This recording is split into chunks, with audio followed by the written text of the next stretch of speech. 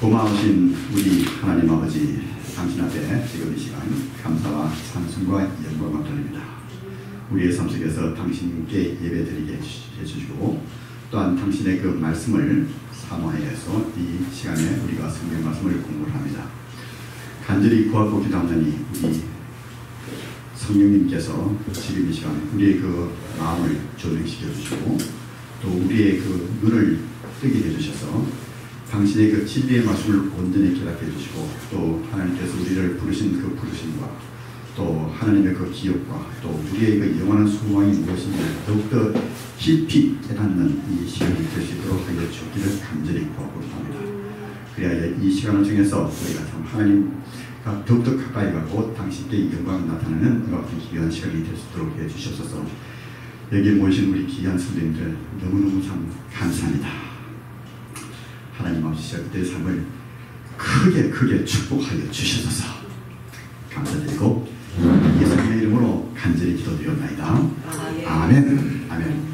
여러분 지난번에 우리가 그 2장을 공부할 때 1장에서는 하나님께서 어떻게 사도 바울이 어떻게 시작했죠? 찬송하리라 하면서 있죠. 참 하나님께서 우리 예수 그리스도를 통해서 베풀어 주신 그 구원의 은혜를 생각하면요, 사도 바울이 너무 신이 나는 거예요.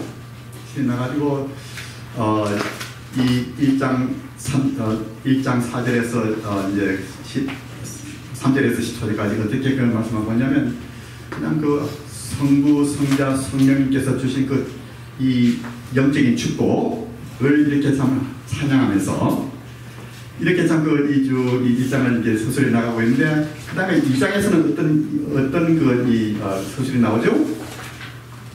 갑자기 그냥 어두워져요. 그래서 지금 여기 사도 바울이 2장에서 하고 있는 게 뭐냐면 이와 같은 우리가 믿는 사람들이 참 이 은혜를 받았는데 과거를 한번 돌이켜보자고 하는 거예요. 그래서 참 그 remember where you were, 우리가 그 전에 어떤 상태에 있었는지 한번 되돌이켜보는 거. 여러분 참 그게 중요한 것 같아요. 우리가 과거에 살아서는 안 되지만 그 과거에 우리가 어떤 처지에 있었는지 참 그런 가운데서 어떻게 하나님께서 우리를 역사해 주셨는지 있죠. 그것을 참 그 하나님의 은혜를 더욱더 깊이 깨닫는 의미에서 과거를 돌이켜보는 것이 참으로 중요하다고 저는 보고 있습니다. 그래서 구약에서 보면요, 하나님께서 이스라엘인들에게 remember 너희 상태들이 자꾸 애굽에 있을 때 어떤 상태에 있었는지를, 그리고 또 광야에서 있을 때 어떤 상태에 있었는지를 기억을 하고 이렇게 계속해서 이스라엘 민족들에게 상기를 시켜주는 겁니다. 그래서 사도 바울도 지금 볼 때 이와 같이 믿는 사람들에게 여러분의 상태가 어디에 있었는지 한번 우리가 살펴보자고 하는 겁니다. 여러분 어떤 상태에 있었죠? 2장 1절에서 3절까지 말씀을 보니까 이제 우리 이전의 상태인데요.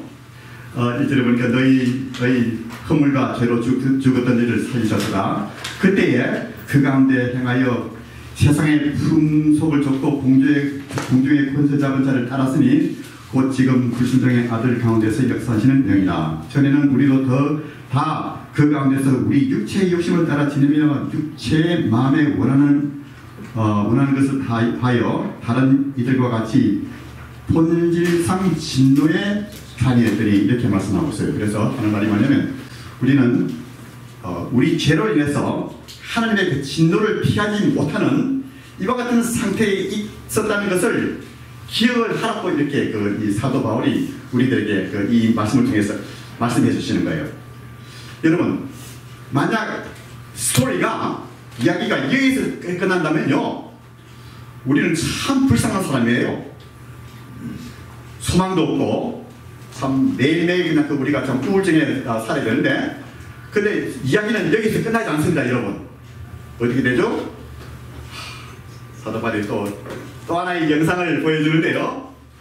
4절부터 6절까지 우리의 그 새로운 위치가 어떤지를 우리에게 보여주고 있는 것입니다. 한번 우리 4절에서 6절까지 어떤 분께서 좀 읽어주시면 감사하겠습니다. 우리 다 같이 읽어볼까요?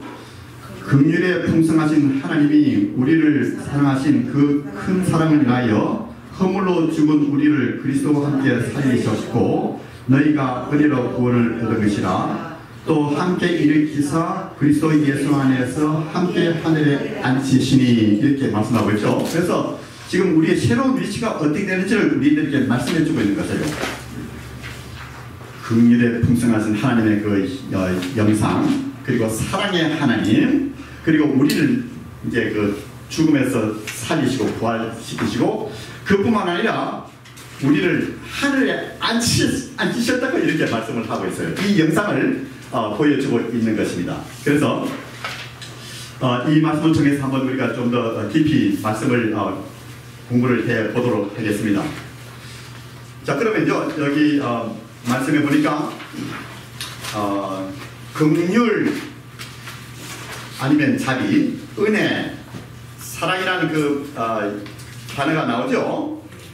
자, 그러면 우리가 좀 더 깊이 공부를 이제 살펴서 우리가 긍휼을 여기다, 아니면 은혜다 할 때, 그리고 또 사랑이라고 할 때 그 뜻이 어떻게 쓰여지고 있는지, 또 우리가 그것을 어떻게 이해를 해야 되는지 한번 살펴보도록 하겠습니다. 여러분, 긍휼을 어떻게 여러분께서 정의하십니까? 긍휼, 불쌍히 여기는 거, 네, 그렇죠.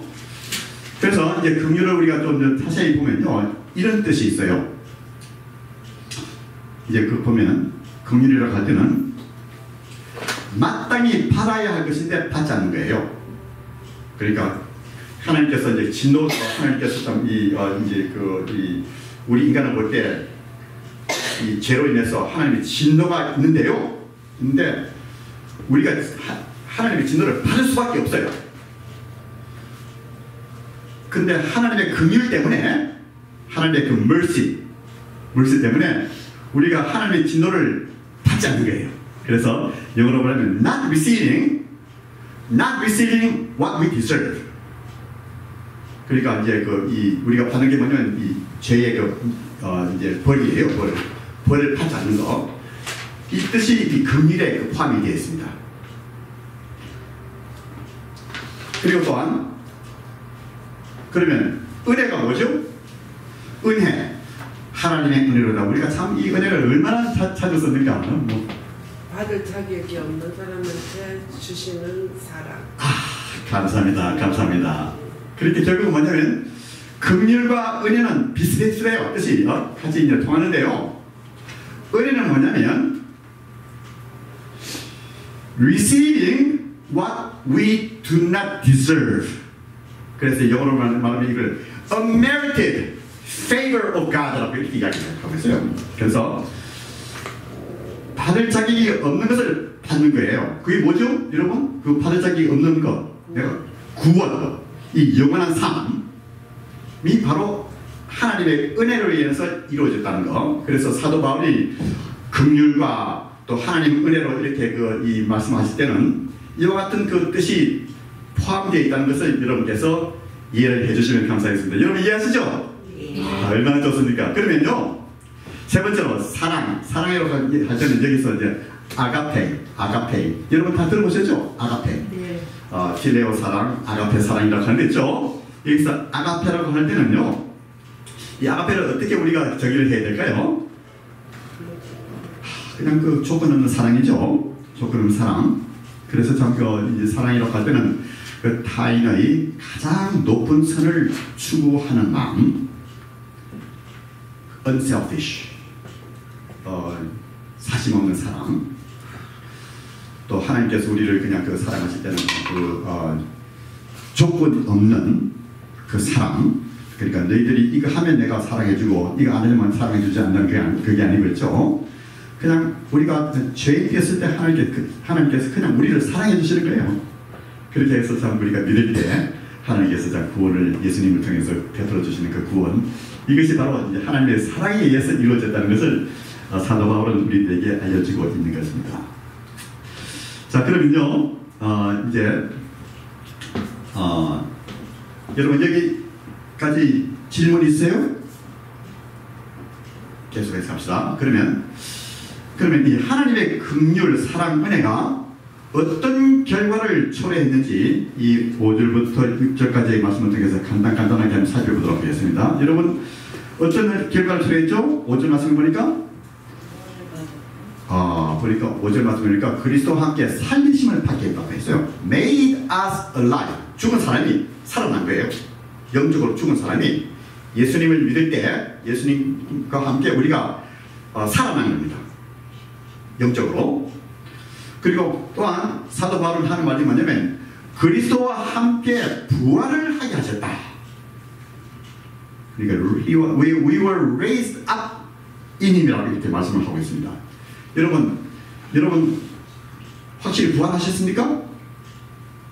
부활한 것 같아요 지금? 그런데 사도 바울은 말하기를 우리가 영적으로 살아났고 또 부활을 하고 우리를 하나님 그 보좌에 앉히셨다고 이렇게 말씀하고 있어요. 이게 무슨 뜻입니까, 여러분? 이것은 앞으로 이제 그 이루어질 것에 대해서 이제 우리 지금 현재 상태를 이야기해 주는 데 있죠. 우리가 예수님을 믿을 때, 여러분 이게 참 중요합니다. 중요한 게 뭐냐면요, 예수님을 믿을 때 우리의 그 위치가, 우리의 그 아이덴티티, 이 우리의 위치가 달라졌다는 이런 뜻입니다, 여러분. 그래서 우리가 예수님을 믿으면 죄의 그 캠프에 있다가 예수님의 그 캠프에 들어온 거예요. 예수님의 그 집에 들어온 거라고요. 그런 면에서 사도 바울은 이야기하기를 우리가 그리스도와 함께 살리심을 받았다는 그 말씀하고 또 그리스도와 함께 부활을 했다는 말씀한데요. 궁극적으로 그 부활은 이제 우리가 죽을 때 또 예수님께서 다시 오실 때 이와 같은 일이 이루어지는데 지금 우리 상태에서 벌써 하나님 측에서 볼 때는 우리가 벌써 부활했다는 그 사실을 우리들에게 말씀해 주고 있는 것입니다. 여러분 이해하시죠? 예. 어떤 부활이냐면 영적인 부활, our positional resurrection이라고 이렇게 이야기를 할 수가 있겠습니다. 그래서 우리의 그 신앙생활에서 이게 참 중요해요. 우리의 그 위치가 어떤지 그것을 항상 되돌이키면서 참 우리 삶을 이렇게 계속해서 참 우리 삶 속에서 예수님을 따르려는 이와 같은 그 마음의 자세를 가져야 하는 것입니다. 그 다음에 이제 세 번째 볼 때 이제 그 육체의 부활은 이제 예수님 재림 때 이제 완전히 하는 거예요. 자, 그러니까 결국 뭐냐면 우리가 앞으로 이 죽으면 영원히 주님께로 가고 하나님께로 가고 또 예수님께서 오실 때 우리의 그 새로운 몸이 생기는데 그걸 영체라고 하네요. 영체. 육체의 부활이 예수님의 재림 때 된다는 그 사실을 성경에서는 우리들에게 보여주고 있습니다. 그래서 이 골로새서 1장 3장 1절에서 2절까지의 그 말씀도 그 영적인 부활에 대해서 We have been raised up with Christ. Keep seeking the things about where Christ is. 이렇게 말씀하고 있는데요. 이제 그리스도와 함께 살리심을 받은 사람으로서는 위의 것을 찾는 이런 삶을 살아야 된다는 사실을 골로새서 3장 1절에서 2절까지 말씀을 해주고 있습니다. 그뿐만 아니라 사도 바울이 보여주는 그 영상은 뭐냐면 6절 말씀을 보니까 그리스도 안에서 우리를 함께 하늘에 벌써 앉히셨다고 이렇게 말씀하고 있어요. 지금 아직까지 우리가 그냥 앉힌 것을 우리가 그냥 볼 수가 없어요. 그런데 하나님께서 우리를 보실 때, 우리 예수님께서 우리를 보실 때는요, 우리 예수님을 통해서 벌써 우리의 위치가 하늘에 우리 하나님과 함께 앉히셨다는 그 말씀을 우리들에게 해주고 있는 것입니다. 얼마나 참 귀한 축복입니까? 지금 다시 말씀드려서 우리가 그리스도 안에서 천국에서 살 수 있는 이 권리를 얻게 된 것입니다, 여러분. 여러분 우리가 빌립보서 3장 30절이 없는데 여기 보니 20절인데요. 20절, 예, 참 잘해가지고 여기 보니까 컴퓨터가 좀 잘못 실수를 했어요. 제가 이제 클래스에서 가르치다가 제가 실수를 하죠. 20절로 돼 있어요. 3장 20절이죠. 그래서 여러분 노트에는 3장 30절이 돼요. 애들이 보면서 닥터리 it's wrong 하면 it's stupid computer's mistake라고 제가 얘기하기도 한데요. 제가 이 실수를 했네요. 그래서 보니까 우리의 힘이 그런 어디에 있다고 했습니까? 그 하늘에 있다는 그 사실을 이 말씀을 통해서 보여주고 있습니다. 그래서 참 이 영상을 볼 때 참 우리 그리스도와 함께 예수님께서 참 우리를 살리시고 또 부활하게 하시고 또 우리를 하늘에 올리시는 이런 위치에 올리신 그 영상 얼마나 아름답습니까, 여러분? 자, 그러면요 이와 같은 이 영상을 보여주면서 그러면 하나님께서 우리를 구원하신 그 목적에 대해서 이제 또 이제 네 번째 영상을 보여주는데요. 7절에서 10절까지 말씀 여러분께서 좀 찾으셔서 우리를 위해서 읽어주시면 대단히 감사하겠습니다. 이는 그리스도 예수 안에서 우리에게 자비하신 것을 인해 지극히 풍성함을 온 여러 세대에 나타내려 하심이니라. 너희가 그 은혜를 인하여 믿음으로 말미암아 구원을 얻었나니 이것이 너희에게서 난 것이 아니요 하나님의 선물이라. 행위에서 난 것이 아니니 이는 누구든지 자랑하지 못하게 함이니라. 예, 대단히 감사합니다. 그래서 이 말씀에서 그 사도 바울이 우리에게 말씀해 주신 것이 뭐냐면 우리는 하나님의 자비와 긍휼로 구원을 받았다는 그 사실을 우리들에게 말씀해 주고 있는데요. 그러면 질문이 뭐냐면 하나님께서 이제 보니까 이제 우리가 발견할 수 있는 이 구원의 그 목적이 무엇인가 이걸 좀 더 자세하게 좀 이렇게 살펴봤으면 좋겠어요. 구원을 하나님께서 우리를 구원하신 그 목적이 뭐죠? 7절부터 10절까지 말씀을 보니까 7절 말씀에 하나님께서 자기 자신의 그 은혜의 풍성함을 나타내려 하기 위해서 그러니까 하나님께서 얼마나 참 우리에게 참 은혜를 주셨는지 그것을 우리로 하여금 깨닫게 하기 위해서 우리를 구원하셨다. 그래서 여기서 이제 오는 여러 세대라고 하면 지난번에 제가 말씀드렸듯이 천년왕국 있죠. 지금 현재의 그 시대, 교회 시대하고 천년왕국을 다 포함을 하는 것을 말해서 이제 오는 여러 세대라고 이렇게 우리가 이제 해석을 할 수 있겠습니다. 그리고 이게 나타내다 할 때는 무슨 뜻이냐면요, 증명하다, 전시하다라는 이런 뜻을 가지고 있어요. 영어로 보면 이제 demonstrate, display라는 이런 말을 우리가 그걸 쓸 수 있는데요. 그래서 나타낸다는 할 때는 하나님께서 하나님의 그 은혜의 풍성함을 증명하기 위해서 지금뿐만 아니라 특별히 이제 앞으로 오는 그 세대에 하나님의 은혜로 우리가 구원을 받게 됐구나 하는 그것을 우리가 참 이렇게 하나님께 고백하면서 하나님의 그 영광을 하나님의 은혜의 풍성을 우리가 참 찬양하는 이와 같은 이 목적이 있다는 것을 우리에게 보여주고 있습니다. 그리고 또한 두 번째는 뭐냐면요, 8절부터 9절까지 그 말씀 보면 구원은 하나님의 선물임을 보여주시기 위해서 우리가 행위로 얻는 구원이 아니고 이 구원을 우리가 우리 죄에서 구원을 받는 것은 온전히 하나님의 은혜로 하나님의 그 선물이라는 그 자체를 보여주기 위해서 우리를 구원하신 것입니다. 그래서 이제 8절부터 9절까지 이 구원의 근본이 무엇인가 하면요, 은혜고 인간의 공로가 아니다, 이렇게 말씀하고 있습니다. 그리고 또한 구원의 방법은 뭐지요? 그러면 믿음이에요. 믿음. 그래서 믿음은 뭐냐면 천국의 문을 여는 열쇠입니다. 천국의 문을 여는 열쇠예요. 자, 그러면요, 우리가 너희가 그 은혜를 인하여 믿음으로 말미암아 구원을 얻으나니 이것이 너희에게서 난 것이 아니요 하나님은 뭐라고 했습니까? 선물이라고 했는데요. 저는 이걸 보면서 그러면 무엇이 하나님의 선물인가? 제가 너무 아주 깊이 들어가죠. 근데 여러분 이 성경 말씀을 읽을 때 어떤 데는 전체적인 것을 볼 수 있고 또 깊이 들어갈 필요가 있어요, 여러분. 그러면 무엇이 하나님의 선물인 것 같아요, 우리가? 은혜, 천국, 구원. 은혜가 하나님의 선물입니까? 아니면 구원. 그럼 믿음은? 믿음도 하나님의 선물. 그래서 이제 제가 우리 학생들한테 이게 물어봐요. 그래서 은혜, 믿음 이렇게 하는 데 있죠. 그래서 저는 그냥 이걸 또 이제 이 원어를 통해서 이렇게 볼 때 있죠. 사도 바울이 이 말씀하실 때 하나님의 선물이라고 할 때는요.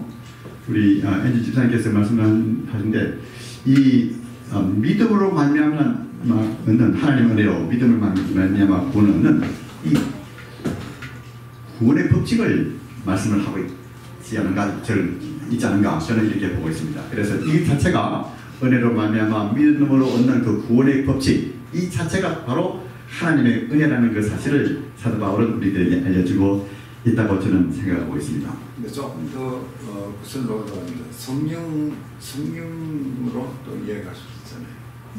다시 말씀하세요. 이 은혜라든지 믿음은 결국 성령님의 인도하시는. 예, 맞습니다. 맞아요. 그래서 우리가 성령님 자체가 선물이죠. 여기서 이제 말씀은 물론 이제 하나님께서 이제 우리들의 예수님께서 말씀하실 때 성령을 선물해 주신다는 그 말씀 있죠. 그게 다 포함되어 있어요. 그런데 이제 제가 말씀드릴 때 이 문맥에서 우리가 보는 그 하나님의 이 선물이라고 할 때는요. 이것이 무엇을 말하는가 좀 구체적인 거예요. 근데 우리 집사님께서 사실 그 말씀 맞아요. 그 전체적으로 볼 때 우리가 참 그 성령을 선물로 받는다는 그 사실 있죠. 그게 아주 성경적인 말씀입니다. 네. 그래요. 그래서 여기서 이제 하나님의 선물이라고 할 때는 그 은혜로 말미암아 믿음으로 얻는 그 구원의 법칙에 대해서 말씀을 하고 있는 것을 우리에게 보여주고 있습니다. 그러면요, 우리가 어떻게 구원을 받았는가? 이제 여러분께서 말씀하셨듯이 구원은 하나님의 선물이라 믿음으로 받았다고 이렇게 말씀을 하고 있어요. 그래서 참 우리의 공로로 결단코 얻을 수가 없고 단지 믿음으로서만 받아들이는 것이라고 말씀하고 있습니다. 이게 참 중요한 이 법칙입니다. 그래서 이제 우리가 전도를 하다 보면 사람들이 항상 많은 사람들이 복음을 받아들이지 않고 이렇게 변명을 하는 사람이 있어요. 내가 참 이렇게 아직까지 죄가 안 돼 있기 때문에 내가 아직 이제 행위가 온전하지 못하기 때문에 믿지 못한다. 이렇게 이야기를 하는 사람들도 많이 있어요. 여러분 그런 말을 들어보셨습니까? 예. 그래서 참 또 이제 어떤 경우를 보면 내가 행위로 구원을 얻으려고 노력하는 사람이 있죠. 그걸 어떻게 설명을 할까 이렇게 하는 게 있죠. 예. 근데 하나님께서 말씀하실 때 구원은 그냥 믿음으로 받아들이는 하나님의 선물이라고 이야기하고 있어요. 그래서 예를 들어서 이제 내가 남에게 선물을 줄 때 여러분 어떻게 합니까? 내가 여러분께 선물을 받았을 때 어떻게 합니까? 감사, thank you 이렇게 하죠. how much do I pay? 이렇게 하진 않죠. 만약 네가 선물을 주는데 내가 돈 드리겠습니다 이렇게 하면 that's an insult. 마찬가지로 여러분 구원도 우리가 믿음으로 그냥 하나님께 주신 선물을 그저 받는 것입니다. 감사하게. 그래서 하나님께 Thank you God 하면서 있죠. 아무런 공로도 없고 자격도 없는데 그냥 주시는 거예요 결국은. 그래서 좀 행위로 구원을 얻으려고 하는 사람은 어떤 사람과 같은가 하면 이 값을 지불하고 이 선물을 받으려고 하는 사람과 같습니다. 그런데 문제는 뭐냐면요.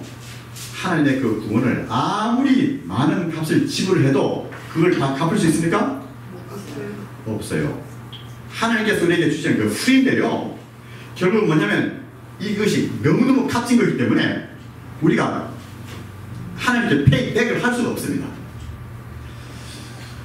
행위로 구원을 얻으려고 하는 사람은 마치 어떤 사람과 같은가 하면요. 이 LA 롱비치 해변가에서 헤엄을 쳐가지고 한국으로 가고자 하는 사람과 같이 비교를 할 수 있겠습니다. 여러분 우리가 구원을 얻기 위해서는 믿음의 배를 타든지 아니면 믿음의 비행기를 타야 하는 것입니다. 여러분 즉 다시 말씀드려서 예수 그리스도를 믿는 그 믿음을 가져야만 우리가 이 천국의 구원을 얻을 수 있다는 그 사실을 성경에서는 우리들에게 알려주고 있는 것입니다. 자 그러면요 이제 구원이 하나님의 그 선물로만 이루어진 이유가 무엇일까요? 잘못하게. 그렇죠. 참 여러분 참 성경을 아주 깊이 보십니다, 여러분. 그래서 보니까 아무도 사랑치 못하게 하려 합니다. 여러분께서 좀 우리가 행위로 구원을 얻을 수 있다 하면요. God, look at me. 제가 이렇게 성경 말씀을 가르치다가 어떻게 신이 나요? 신이 나가지고 이렇게 뭘 좀 떨어뜨리는 경우도 있습니다. 그래서 어떻게 되면 내가 만약 이 행위로 구원을 못하면 내가 하나님께 참 뽐내면서 사랑을 할 수 있겠죠. 그런데 nobody, 모든 사람들이 다 죄를 지었고 하나님의 선물로 얻었기 때문에 우리는 그냥 하나님께 감사, 아무도 자랑하지 못하고 감사할 뿐이라는 그 사실을 이 말씀을 통해서 우리에게 보여주고 있습니다.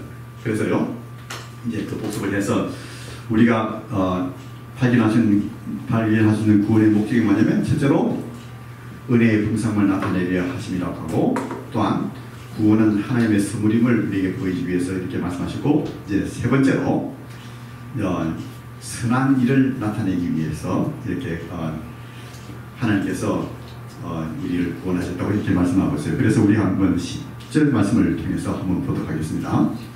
그 구원의 목적이 뭐냐면, 세 번째로 선한 일을 나타내기 위해서 하나님께서 우리를 구원하셨다고 했어요.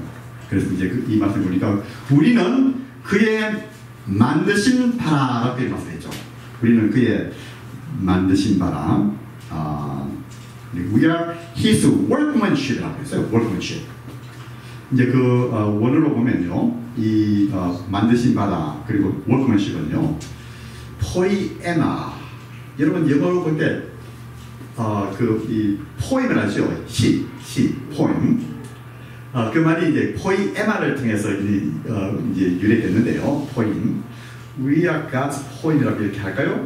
We are God's workmanship. 다시 말씀드려서 우리가 예수님 안에서 하나님의 그 명작품이라고 이렇게 말씀하는 거예요. 여기 할 때는요, workmanship, 명작품.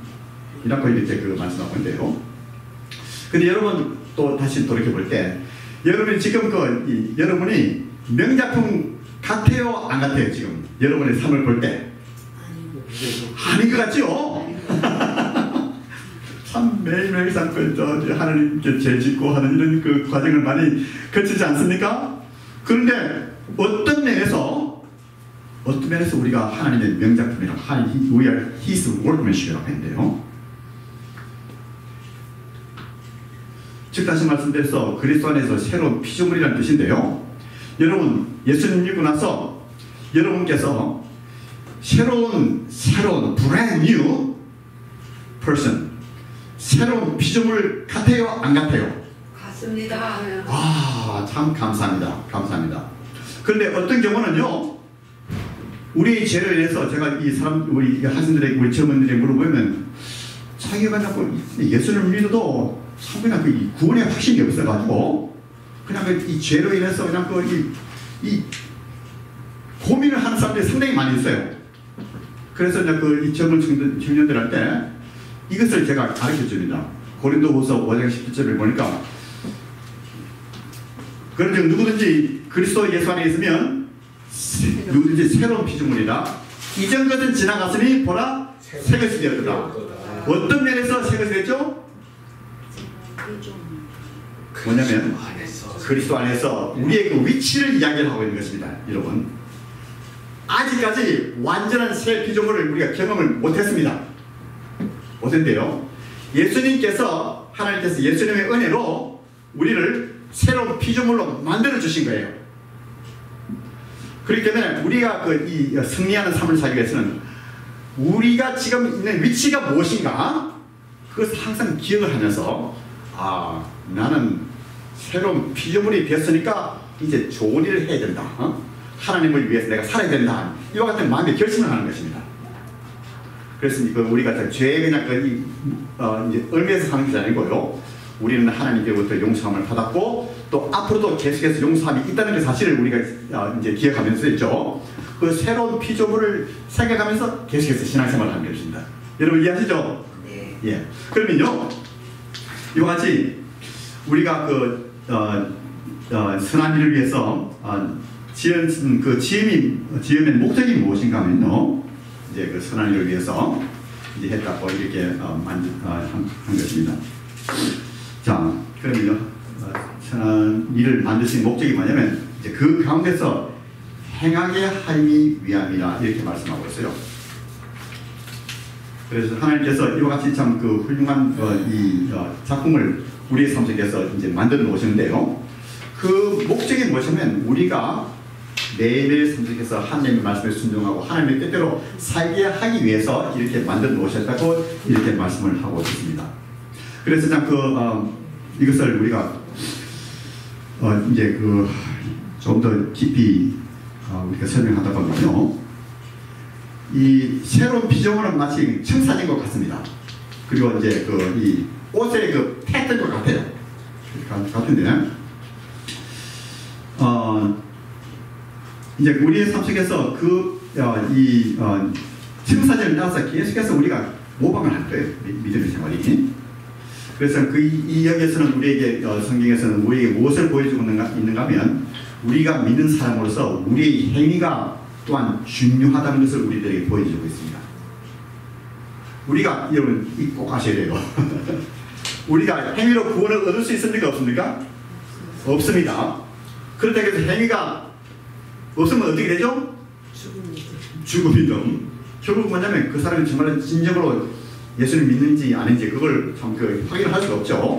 그래서 우리의 삶 속에서는 예수님을 믿었으면요, 그 행위가 따른다는 그 사실을 우리들에게 말씀을 하고 있습니다. 그래서 볼 때 이제 어떤 사람이 예수님을 믿는다고 하면서도 아무런 이런 영적인 변화가 없고 또 행위가 없으면요, 그것은 무엇을 보여주고 있는가 하면 만약 이 사람이 진정으로 예수님을 믿었으면요, 그 영적인 그 삶 속에 영적인 병이 있다는 것을 보여주고 있는 것입니다. 그래서 참 이 말씀을 통해서 우리가 꼭 기억을 해야 될 것은 뭐냐면 우리는 구원을 받은 사람으로서 우리가 하나님의 영광을 위해서 선한 일을 위해서 살아야 된다는 그 사실을 사도 바울은 우리들에게 말씀을 해주고 있는 것입니다. 여러분 한번 마태복음 5장 13절에서 16절 말씀 한번 찾아서 읽어주시겠어요? 너희는 세상의 소금이니 소금이 만일 그 맛을 잃으면 무엇으로 짜게 하리요? 후에는 아무 쓸데없어 다만 밖에 버려져 사람에게 밟힐 뿐이니라. 너희는 세상의 빛이라. 산 위에 있는 동네가 숨겨지지 못할 것이요, 사람이 등불을 켜서 말 아래에 두지 아니하고 등경 위에 두나니 이름으로 집안 모든 사람에게 비치느니라. 이같이 너희 빛이 사람 앞에 비치게 하여 그들로 너희 착한 행실을 보고 하늘에 계신 너희 아버지께 영광을 돌리게 하라. 예, 대단히 감사합니다. 그래서 예수님께서 우리에게 말씀하시기를 우리 믿는 사람은 빛과 소금이라고 이렇게 말씀하고 있죠. 소금과 빛이라. 그래서 좀 우리 이제 빛이 무엇인가 하면요, 우리의 행위예요.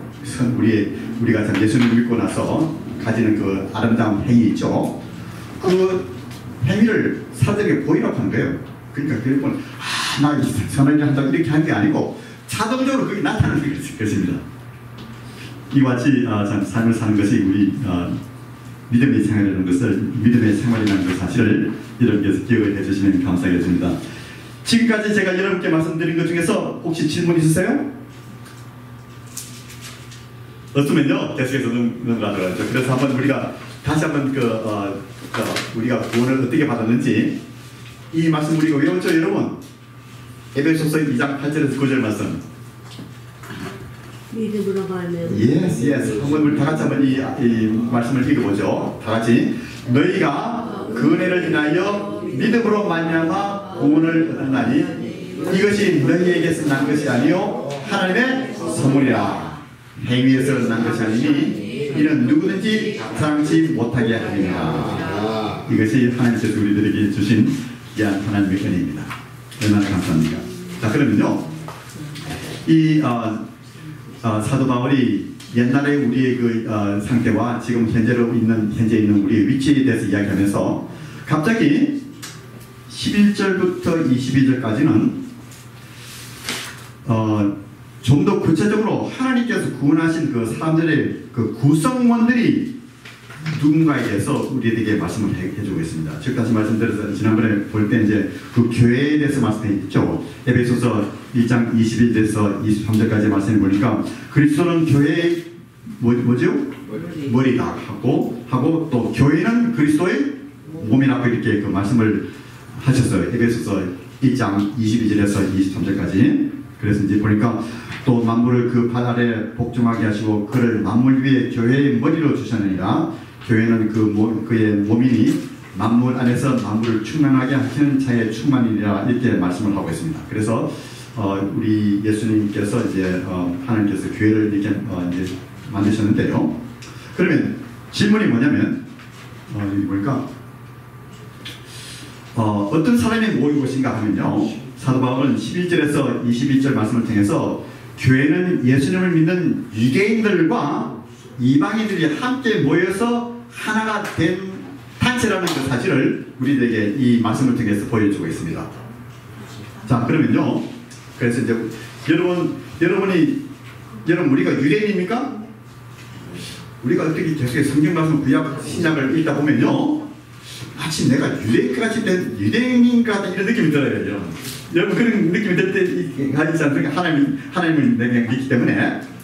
근데 여러분과 제가 꼭 알아야 될 사실은 뭐냐면 우리는 한때 우리가 이방인이라는 그 사실, 이방인으로서 하나님의 구원의 그 계획 속에 들어오게 된 사람이라는 그 사실을 우리가 깨달아야 하는 것입니다. 그래서 이제 우리가 볼 때 예수를 믿기 전에 그 상태가 어떻게 했냐 할 때는요. 11절 말씀을 보니까 무할례당이라고 칭함을 받았다고 했어요. 무할례당. 그래서 이 11절 말씀을 보니까 그러므로 생각하라. 너희는 그때에 육체로 이방인이요 손으로 육체에 행한 잠깐만 제가 뭘 이렇게 했죠? 11절이요. 무할례라고 했죠. 육체에 행한 할례당이라 칭하는 자들에게 무할례당이라 칭함을 받았느니라 이렇게 했죠. 그래서 이제 유대인들이 할 때 We are circumcised, you are uncircumcised 이렇게 했어요. 그래서 참 여러분 유대인들의 그 할례의 그 상징에 대해서 한번 살펴보도록 하겠습니다. 유대인들은 다 그냥 남자들은 할례를 받지요. 또 받았고. 그러면 구약 시대 때 할례의 상징이 뭐였죠? 할례가 무엇을 상징했습니까? 언약 백성. 예. We are covenant people. 우리는 언약의 백성이라는 사실. 그래서 그 하나님의 언약 안에 있다는 그 표정으로 그리고 또 우리가 자기 자신들이 하나님의 백성임을 이렇게 상징하는 그 표였어요. 증표였습니다. 그래서 이제 그 창세기 제가 10장 9절에서 14절까지 말씀 보니까 이제 제가 구체적으로 이제 9절부터 11절까지 말씀을 보니까 하나님이 또 아브라함에게 이르시되 그런즉 너는 내 언약을 지키고 내 후손도 대대로 지키라. 너희 중 남자는 다 할례를 받으라 이렇게 말씀했죠. 이것이 나와 너희와 너희 후손 사이에 지킬 내 언약이니라 이렇게 말씀을 하고 있습니다. 그리고 11절 보니까 너희는 양피를 떼어라. 이것이 나와 너희 사이의 언약의 표징이라 이렇게 말씀을 하고 있습니다. 그래서 유대인들이 이방인들을 향해서 You uncircumcised 이렇게 할 때 있죠. 무할례당 이렇게 할 때는 어떤 뜻이 내포되고 있습니까? 내 백성. 우리 편이 아니다. 우리 편 아니다. 우리 편 아니다.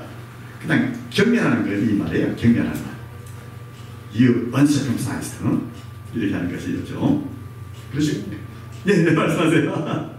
그러면 하나님은 유대인을 자기 백성이라고 그때 말씀하실 때에 예. 그때는 이방인들은 생각 안 하셨었는데 나중에 언제 그 마음이 바뀌셨나요? 참 좋은 질문입니다. 제가 그것을 조금 말씀드리려고 했어요. 이제 조금 있으면요 그게 나타납니다. 근데 답을 한다고 하면 그 하나님의 계획에 이방인들이 포함되어 있다는 그 사실을 어디부터 알려주고 있냐면 구약에서 알려주고 있어요. 구약에서. 제가 여러분께 말씀드리겠습니다. 그리고 또 우리 그 상태가 어떠냐면 그리스도 밖의 사람이라고 이렇게 말씀하고 있어요. 12절 말씀 보니까 그때 너희는 그리스도 밖에 있었고 이스라엘 나라 밖의 사람이라 약속의 언약에 대하여 외인이요 세상에 소망이 없고 하나님도 없는 자들이 이렇게 말씀하고 있죠. 그래서 그리스도 밖의 사람이라. 그래서 근데 그 반면에 유대인들을 보면요, 유대인들은 그 하나님의 말씀을 이렇게 언약을 말씀 받았기 때문에 그 구약 성경 말씀에 앞으로 오실 그 메시아에 대한 그 약속과 소망이 있는 사람들이었어요. 그래서 참 하나님께서 말씀하실 때 유대인들은 그 소망을 메시아를 바라보고 있었고 또 지금도 예수님을 받아들이지 않았기 때문에 대부분의 사람들이 아직까지도 메시아를 바라보고 있습니다. 지금. 구약의 말씀을 하고 있기 때문에요. 그래서 메시아에 대한 약속이 어떻게 되냐면 여기 보니까 제가 이걸 했으니까 2장 3절 창세기 49장 10절 말씀 보니까 제가 그걸 했는지 모르겠지만요. 안 했네요. 이제 홀이 유다를 떠나지 아니하며 치리자의 지팡이와 그 발 사이에 떠나지 아니하시기를 실로가 오기까지 그게 메시아죠. 미치리니 그에게 모든 백성이 순종하리라 이렇게 말씀하고 있죠. 또 신명기 18장 15절 말씀 여러분께 적어주세요. 신명기 18장 15절 말씀을 보니까 이제 모세가 어떻게 말씀하고 하니까 어떻게 말씀하시는가 하면요. 내 하나님 여호와께서 너희 중에 내 형제 중에서 나와 같은 선지자 하나를 너희를 위하여 일으키시리니 너희는 그를 들을지니라 이렇게 말씀을 하고 있습니다.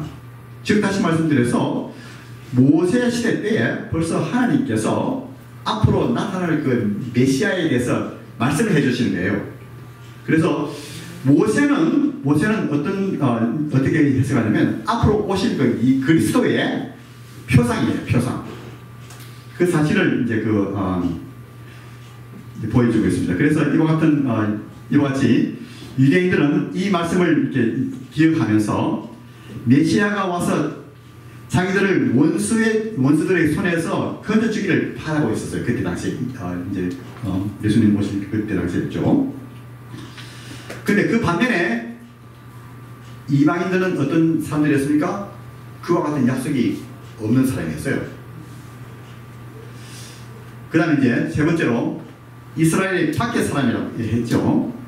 그래서 참 유대인들은 하나님을 아는 특권이 있었지만 이방인들은 이와 같은 특권이 없었어요. 또 네 번째로 이제 보니까 계속해서 갑시다. 약속의 언약이 없는 사람이라고 이렇게 말씀하고 있습니다. 약속의 언약이 없는 사람. 근데 그 반면에 하나님께서 이스라엘에게 주신 그 은혜는 뭐냐면 언약이 있어요. 언약. 카버넌트가 있어요. 이스라엘 민족에게는. 그래서 이제 여러분께서 쭉 이렇게 말씀을 이제 연구를 해보시면요. 하나님께서 누구에게 언약을 주시는가 하면요. 첫째로 누구죠? 아브라함에게 주셔요. 아브라함. 이 말씀은 한번 우리가 찾아보도록 하겠습니다. 참 중요한 말씀인데 창세기 12장 1절에서 3절 말씀 앤지 집사님 한번 찾아서 읽어주시겠어요? 창세기 어디야? 창세기 12장 1절에서 3절까지 말씀. 여호와께서 아브라함에게 이르시되 너는 너의 고향과 친척과 아버지 집을 떠나 내가 내게 보여줄 땅으로 가라. 내가 너로 큰 민족을 이루고 내게 복을 주어 내 이름을 창대하게 하리니 너는 복이 될지어다. 너를 축복하는 자에게는 내가 복을 내리고 너를 저주하는 자에게는 내가 저주하리니 땅의 모든 족속이 너로 말미암아 복을 얻을 것이라 하신지라. 예, 감사합니다. 그래서 하나님께서 아브라함에게 이 약속의 말씀, 언약을 주시는 데죠. 내가 너로 큰 민족을 이루고 내게 복을 주어 내 이름을 창대케 하리니 너는 복의 근원이 되지라 이렇게 말씀하셨죠. 그리고 이제 보니까 너를 축복하는 자에게는 내가 복을 드리고 너를 저주하는 자에게는 내가 저주하리니 즉 다시 말씀드려서 이제 또 이스라엘 민족을 이야기하는 거죠. 그 다음에 중요해요. 땅의 모든 족속이 너를 인하여 복을 얻을 것이다 이렇게 말씀하고 있습니다. 여러분 하나님께서 땅의 모든 족속이라고 할 때는 누구를 포함하고 있습니까? 그렇지. 여기 보니까 유대인뿐만 아니라 하나님의 그 구원의 계획의 섭리가 벌써 창세기에서 이방인을 포함하고 있다는 그 사실을 우리들에게 보여주고 있는 것입니다. 여러분 참 중요해요. 그뿐만 아니라 이 창세기 15장 18절에서 21절까지 보니까 이제 그 땅의 약속이 있는데요. 이제 보니까 그날에 여호와께서 아브라함으로 더불어 언약을 세우고 가라실 때 내가 이 땅을 애국 강에서부터 큰 강 유브라데 때까지 내 자손에게 주리니 이렇게 말씀하고 있죠. 그래서 지금 현재 있는 그 이스라엘 그 땅은 완전한 그 이 하나님께 주신 그 완전한 땅이 아니에요. 이스라엘 민족의 그 땅은 이보다 더 큰 땅입니다. 그런데 앞으로 그것이 이루어질 것이라는 것을 성경에서는 우리들에게 말씀을 해주고 있는 것입니다. 자, 그러면요, 아브라함뿐만 아니라 하나님께서 다윗에게도 이 언약의 축복을 해주셨어요. 보면 사무엘하서 7장 16절 말씀에 보니까 있죠. 하나님께서 다윗에게 하신 말씀이 너희 집과 내 나라가 내 앞에서 영원히 보존되고 내 위가 영원히 견고하리라 하셨다 이렇게 말씀하고 있습니다. 즉 다시 말씀드려서 여기서 하시는 그 말씀은 이제 곧 이루어질 그 예언이 뭐냐면 그 자기 아들 솔로몬을 통해서 이루어지는 건데죠.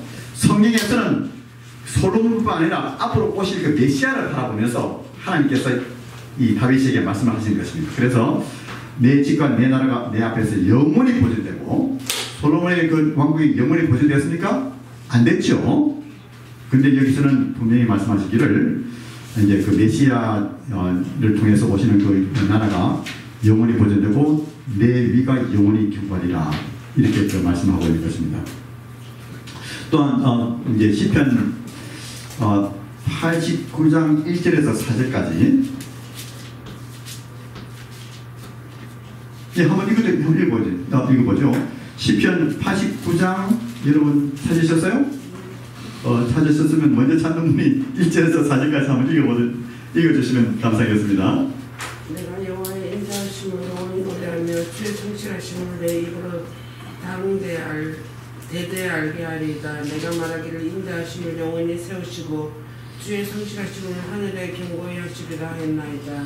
주께서 이르시되 나는 내가 택한 자와 언약을 맺으며 내 종 다윗에게 맹세하기를 내가 내 자손을 영원히 견고히 하며 내 왕위를 대대에 세우리라 하신나이다. 예, 감사합니다. 그래서 참 엄청난 축복이죠. 엄청난 축복이에요. 하나님께서 이스라엘 민족에 주신 그 축복, 아브라함을 통해서 이제 언약의 약속을 해주셨고, 그 다음에 다윗을 통해서 그 언약의 축복을 해주셨는데죠.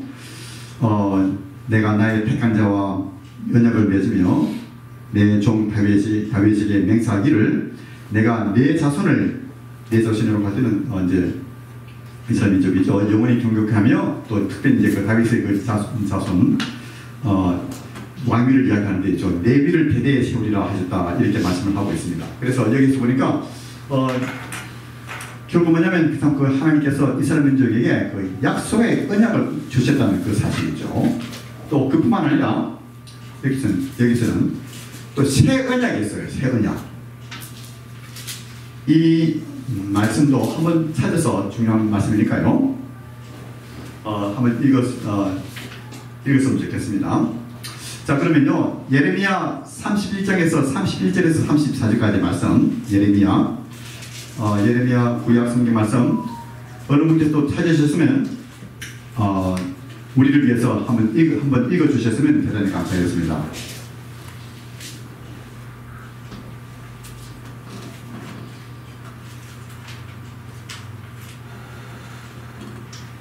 찾으셨어요? 선생님 잘못 읽으셨어요? 여호와의 말씀이라 보라 나를 이르리니 내가 이스라엘 집과 유다 집에서 새 언약을 맺으리라.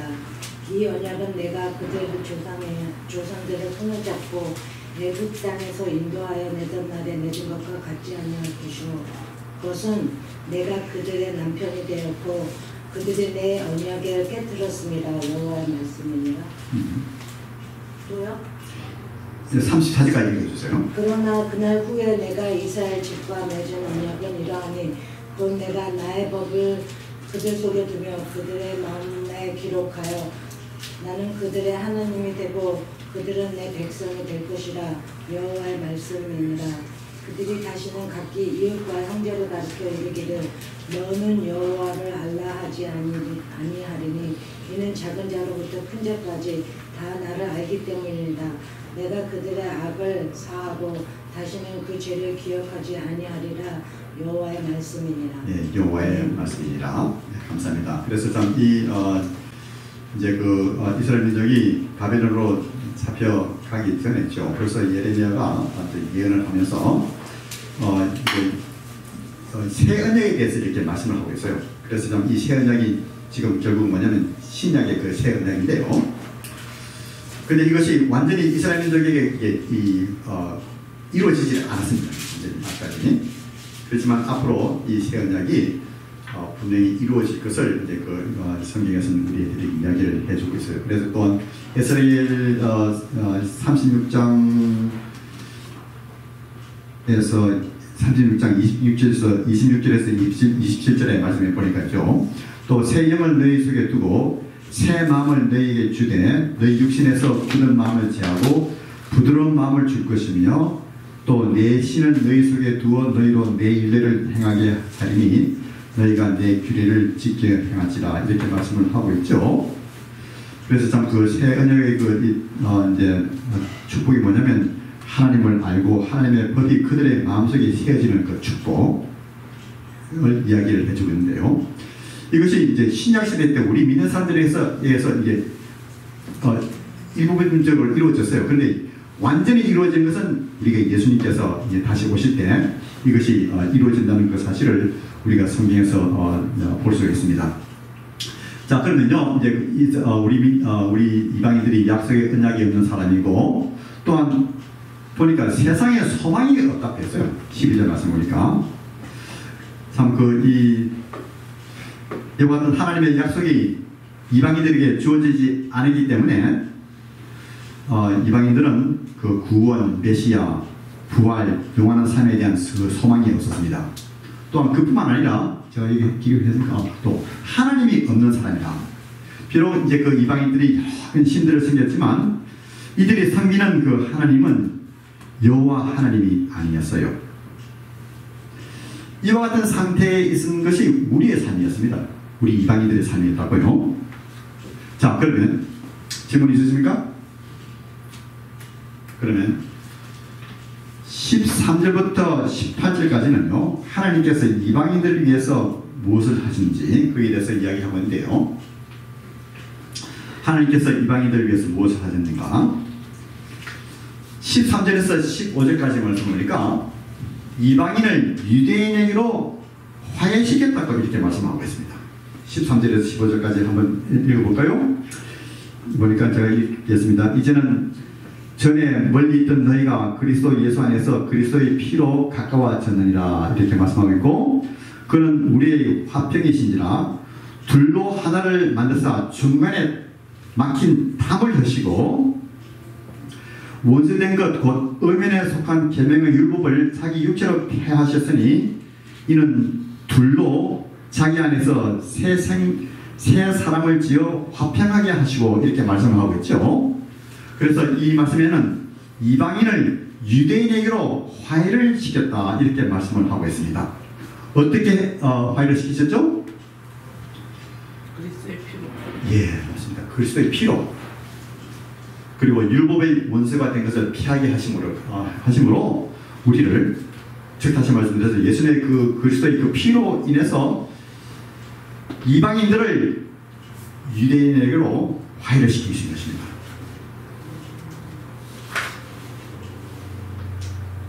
그래서 이제 거기 이제 하시고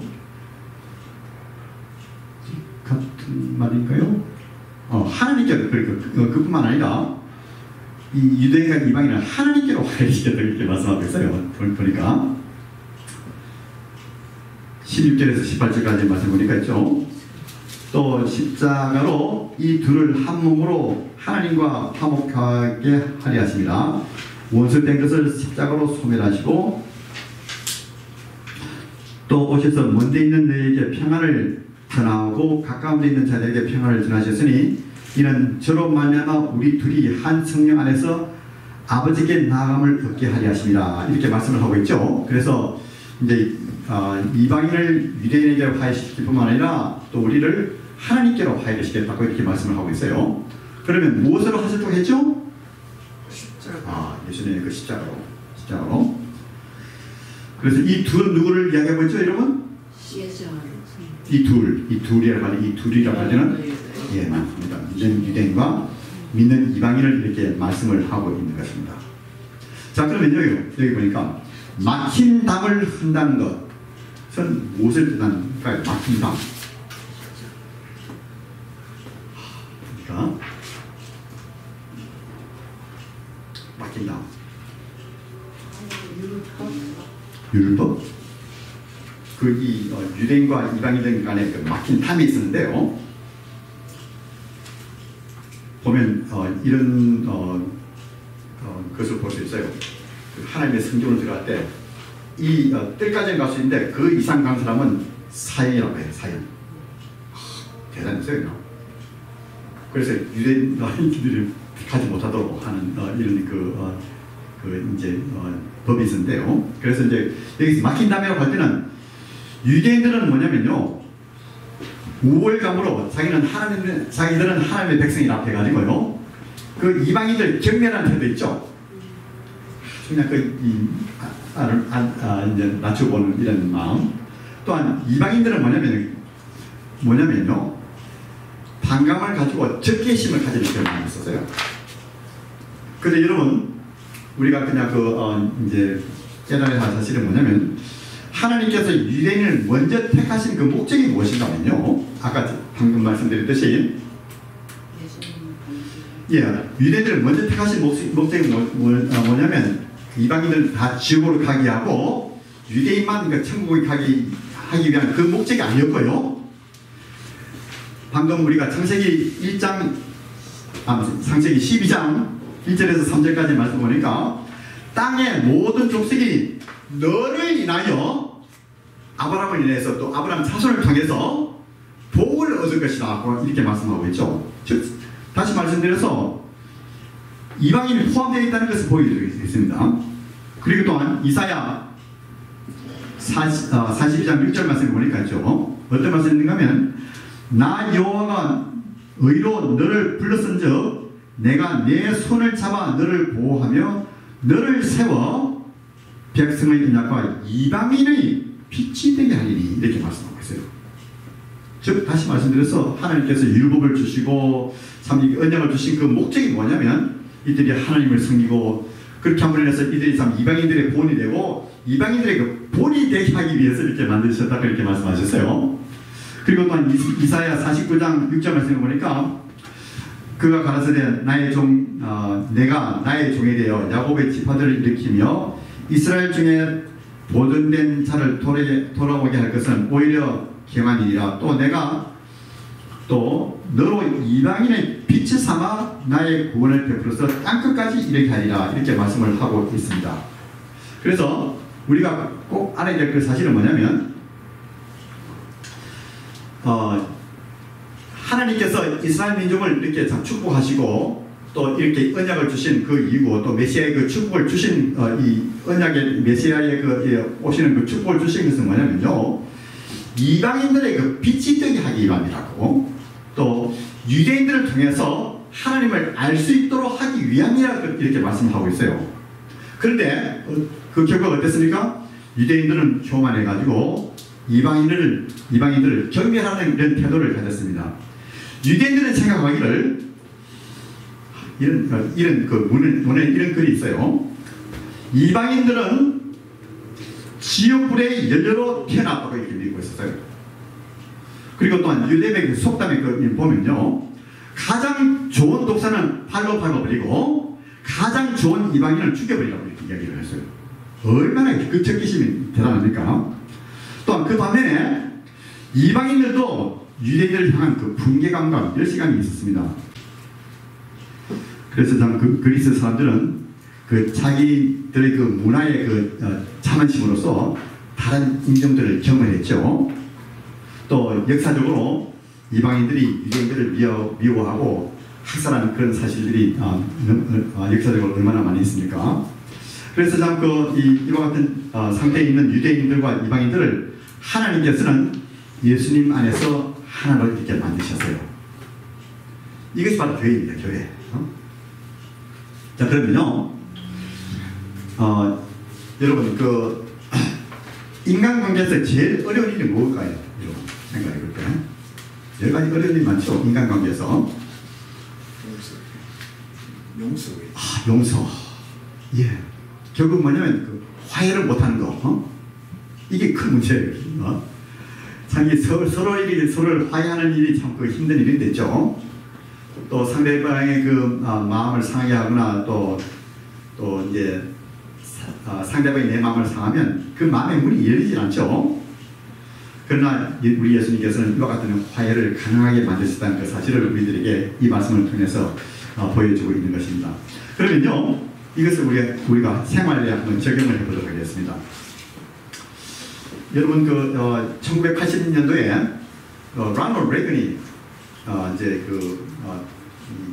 베를린에 가서 이제 연설을 할 때 한 아주 유명한 말이 있어요. 혹시 기억하십니까, 여러분?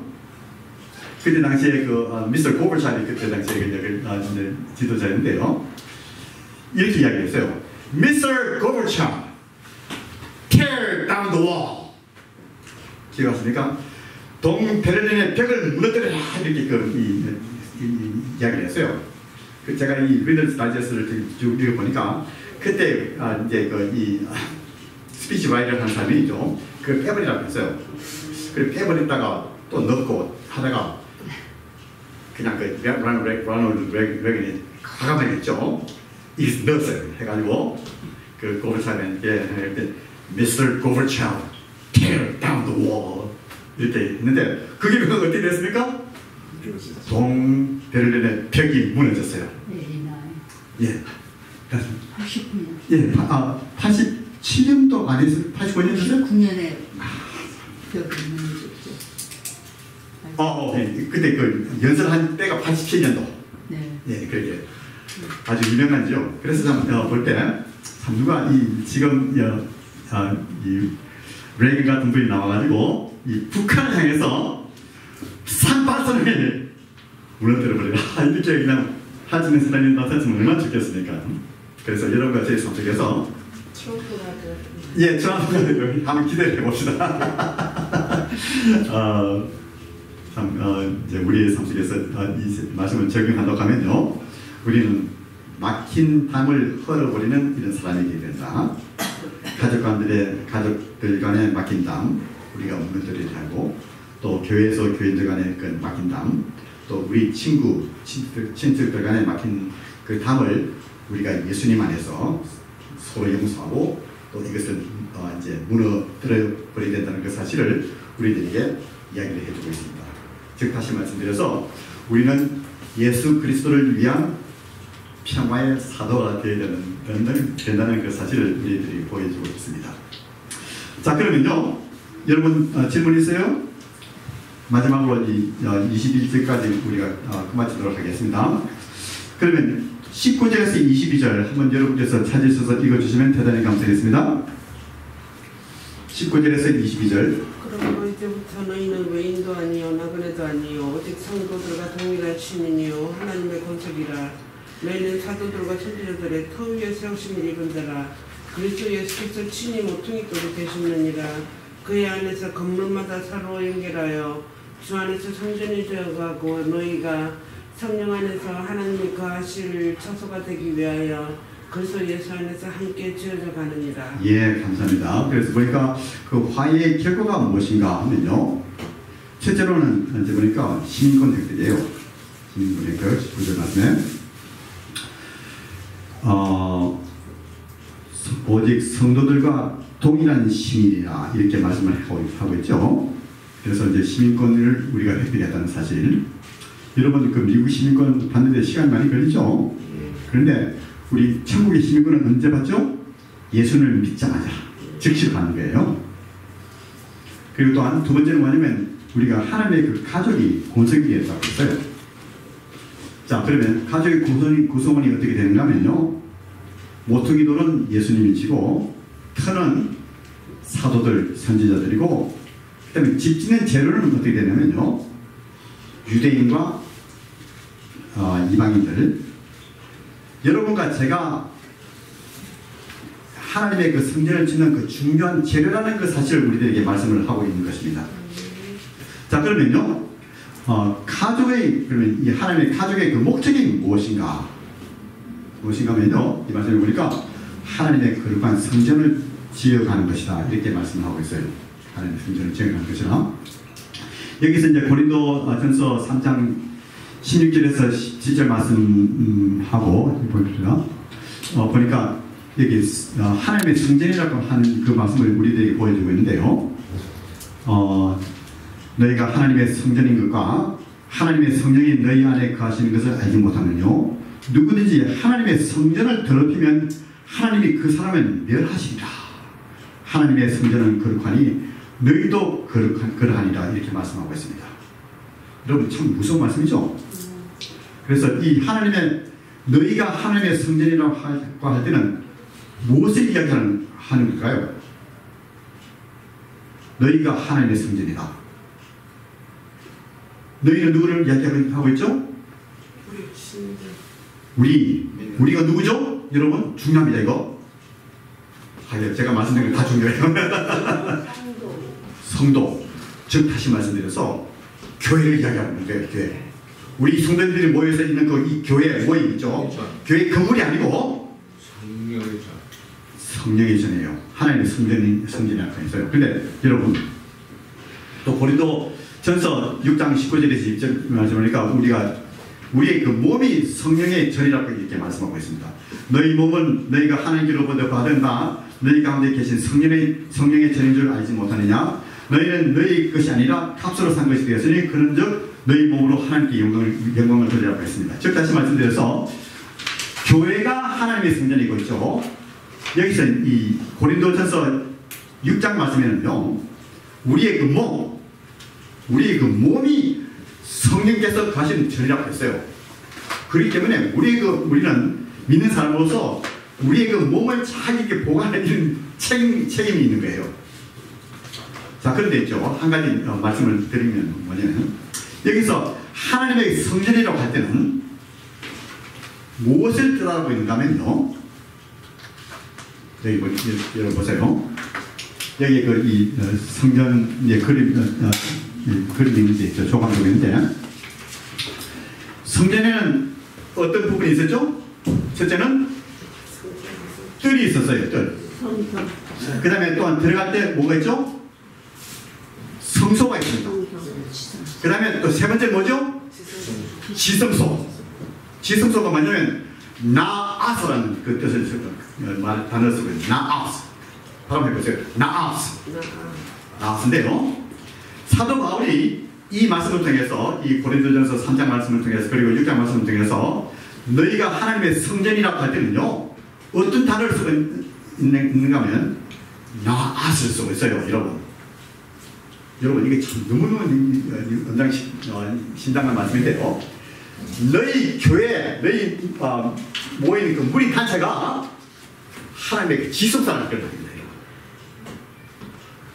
여러분 생각해 보세요. 지금 우리가 여기서 성경 공부하고 있죠? 이것이 하나님께서 보실 때 있죠.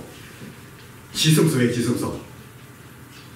그렇기 때문에 하나님께서 말씀하시기를 누구든지 하나님의 성전을 더럽히면 하나님이 그 사람을 멸하시리라고 이렇게 말씀하셨어요. 이 말씀이 참 힘든 말씀이에요. 그런데 그럼에도 불구하고 이게 하나님의 말씀인데요. 또 이제 그 고린도전서의 6장 말씀에 보니까 우리 몸이 하나님의 그 지성소, 그 뜻으로 이렇게 표현되고 있다는 것을 여러분께서 기억하시면 도움이 되겠습니다. 그래서 참 하나님께서 우리에게 주신 이 교회라는 것이 정말 중요한 거예요. 너무너무 중요해요. 그래서 교회는 어떤 기관보다 더 중요합니다. 여기 것이 아니라 이와 같은 것을 생각하시면서 여러분과 저희 삶 속에서 항상 참 그리스도의 몸을 이렇게 세우는 교회의 몸을 세우고 또 여러분 삶 속에서 또 참 여러분의 몸을 거룩하게 하나님께 드리는 그와 같은 귀한 여러분과 저희 삶이 되기를 바랍니다. 아멘. 혹시 질문 있어요? 네. 그러면은 이방인이 구원을 받을 수 있는 것은 예수님이 오셔서 돌아가시고 부활된 다음부터예요. 그것이 우리 예수님의 이제 죽으심과 또 부활로 인해서 유대인들을 위한 구원의 그 길, 그리고 또한 길이 열리고 또한 그 길이 이제 구약에 약속하신 말씀과 같이 이방인들에게도 열렸다는 그 사실을 성경에서는 보여주고 있는 것입니다. 그 전에는 아니고요. 그 전에요. 보니까 참 그것도 중요한 좋은 질문인데요. 구약에도 어떻게 되냐면 이방인들이 구원을 받은 그 흔적이 성경에서 나타납니다. 또 그와 같은 그 질문 다음 주에 우리가 한번 좀 더 좀 깊이 한번 살펴보도록 하죠. 너무너무 재밌어요, 여러분. 여러분께서 이렇게 참 진지하게 열심으로 성경 공부에 임해주심을 정말로 하나님께 감사드리고 또 제가 여러분께 참 감사드립니다. God bless you. 하나님께서 축복해 주시고 여러분 삶 속에서 참 하나님께서 내리시는 귀한 그 참 그 은혜의 역사가 나타나기를 기도드립니다. 바랍니다. 다 같이 기도하겠습니다. 고마우신 우리 하나님 아버지, 이와 같이 우리들로 하여금 당신의 말씀을 연구하게 하고 또 이 말씀을 통해서 깨달으면서 우리 마음속에 당신께서 주시는 그 기쁨을 체험할 수 있는 이 은혜를 주심을 진심으로 감사드립니다. 아멘. 간절히 구하옵나니 하나님께서 우리의 마음을 계속해서 조명해 주시고 이 하나님의 말씀을 깨닫고 또 이 말씀대로 우리가 살아가며 또 이 말씀을 우리가 다른 사람들에게 믿지 않는 사람들에게 증거하고 또 우리 믿는 성도님들을 격려하는데 우리 귀한 성도님들을 꼭 사용하여 주시옵소서. 감사드렸고 예수님의 귀하신 이름 받들어서 간절히 기도드리옵나이다. 아멘. 여러분 감사합니다.